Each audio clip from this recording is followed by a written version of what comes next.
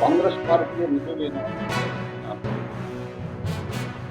ಅಲ್ಲಿ Mangaluru terror attacks ಅಲ್ಲಿ ಇರ್ಬೋದು, ರಾಮೇಶ್ವರಂ ಪ್ರಶ್ನೆ ಇರ್ಬೋದು, ಅಲ್ಲಿ ಅವ್ರು ಹೇಳೋದು ಮೊದಲು ಆರಂಭದಲ್ಲೇ ಕೊಡುತ್ತಾರೆ. ಅದಾದ ನಂತರ ಹುಬ್ಬಳ್ಳಿಯಲ್ಲಿ ಒಂದು ಗಂಭೀರ ಪ್ರಕರಣ ಮಾಡ್ತಾರೆ.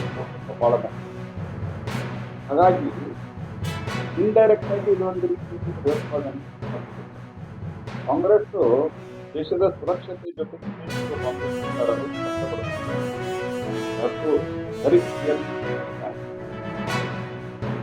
ಒಂದು ಕ್ಲಿಯರಿಂಗ್ ಇದರಲ್ಲಿ ಅವರು ಇಷ್ಟ ಮಾಡ್ತಾರೆ. ಆ ನಂತರ ಮಂಗಳೂರು ಬಗ್ಗೆ ಬಾಯಿ ಬಂದಂಗೆ ಮಾತಾಡ್ತಾರೆ. ಹಾಗಾಗಿ ಇವತ್ತು ಸರ್ಕಾರ 43 ಸಂಪೂರ್ಣವಾಗಿ ಇದರಲ್ಲಿ ಸರ್ಕಾರ ಬೆತ್ತಲಾಗಿದೆ.